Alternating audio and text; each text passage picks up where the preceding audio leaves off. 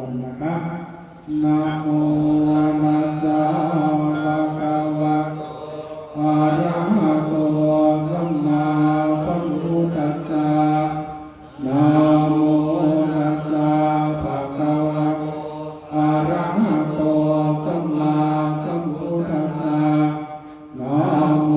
ตัสสะภะคะวะโตอะระหะโตสัมมาสัมพุทธัสสะว่าตามกันดังทุกคนทุกท่านนะครับมาตาปิตเล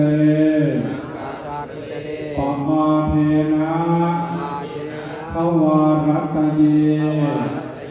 นักกตังสัพพังอัปปารทังธรรมตุเมพันเตพุติยัมปีมาตาปิตเลปมาเทนะทวารัตเยนักตังสัพพังอัปปารทังธรรมตุเมพันเตตัตติยัมปีมาตาปิตเลปมาเทนะทวารัตเยนักตังสัพพังอัปปารทังธรรมตุเมพันเตสาธุสาธุข้าพเจ้าทั้งหลายชื่อนามสกุลของตัวเองทุกคนข้าพเจ้าอาจารย์ทั้งวิสัชสีเหลืองลูกหลานขอกราบไหว้ลูกหลานขอขมาลูกหลานขอบูชาคุณบิดาคุณมารดาครูบาอาจารย์ดวงจิตดวงธรรมของพ่อสงกรานต์นามวงศา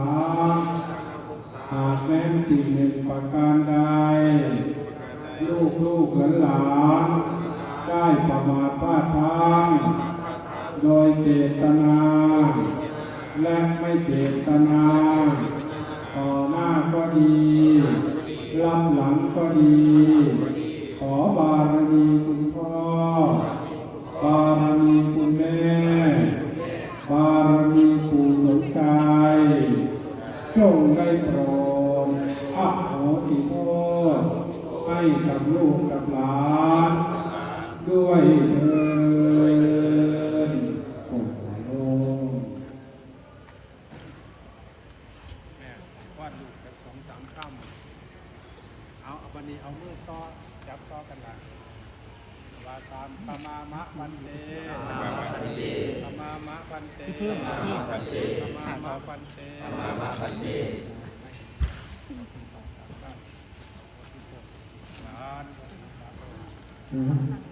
เป็นเรื่องสันวันดีเนาะปูกับเหล็กทำพิธีบวงสรวงลูกเต่ากับมาขอขมาเลยเป็นสิ่งคนขมาคิดที่งานสาวหน่อยเป็นบันแท่งเท่านี้นะคุณแม่กับสิไว้พ่อนยกโทษให้ลูกให้เต่าแต่ก็มาหนีต่อไปเรื่องที่งานสาวหน่อยเป็นบันแท่งคุณแม่สุภาซึ่งเป็นประมุขเป็นแม่วงกระบาได้เนาะแม่กับสิไว้พ่อนให้ลูกให้เต่ายกโทษให้ลูกให้หลานผู้ที่ว่ารับหลังแต่ตอนนั้นสิ่งที่บ่ดีเนาะแม่ก็ขอเอาสิกรรมให้ตั้งแต่ไม่ดีต่อไปให้ลูกให้เต้าทีมงานสมาชิกของสาวนักพิพันธ์แท่งนี่แหละให้ทำแต่สิ่งดีๆสิ่งบ่ดีแม่ก็เอาสิกรรมให้ลูกทุกคนอย่าสนีสิ่งบ่ดีต่อกัน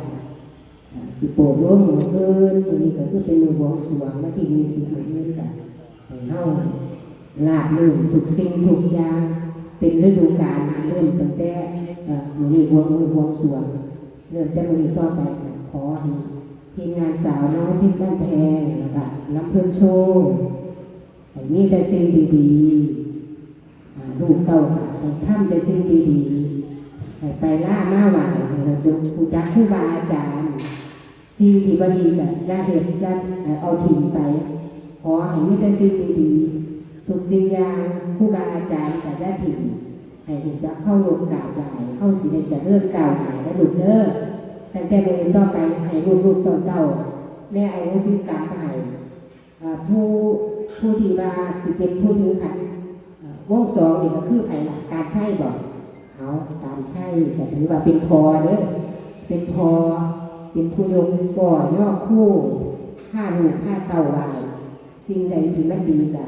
ให้เป็นแบบอย่างให้เป็นตัวอย่างสิ่งที่ดีให้เขาเป็นทีให้ลูกให้เต่าเป็นพอให้ลูกให้เต่าเป็นทีเข้ารบกราบไหว้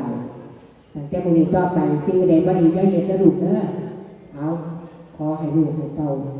มีแต่ความสุขความเจริญทั้งสองวงนี่ล่ะขอให้เราโชคดีซอยกันเฮ็ดซอยกันสร้างคอยแกะคอยไงมันสิได้ดอกตอนค่ำเพิ่นว่า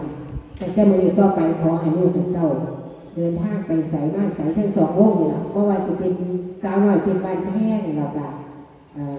ลำเพิ่นโชว์ให้เดินทางปลอดภัยทุกหม่องทุกบอนเดินทางปลอดภัยทุกเส้นทาง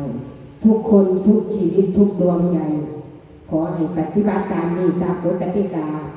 ขอให้ลูกให้เต่าคุณพระรักษาเทวดาคุ้มครองไปใส่มาใส่อายุรอดปลอดภัยร่ำรวยไปด้วยกันนะคะสวัสดีค่ะ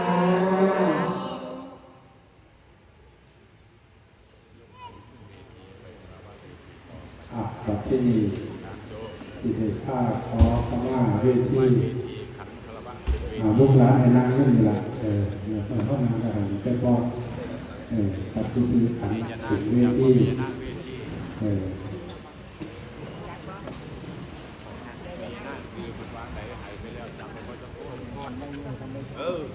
นั่นแหละไปบอกว่าเหยียบอันใดขันหนึ่งให้พบกับอันใดอยากได้เที่ยวใดก็ย่องเอาวันไปผ่านคุณครับเหยียบขันหนึ่งให้ได้ ตูมเอาไปใส่เอาไม้ไปเอาไม้ไปด้วยครับไม้มีเอาไม้ให้ ลูกหลานนั่งอยู่เนี่ยเดี๋ยวสิผ้าขอขมา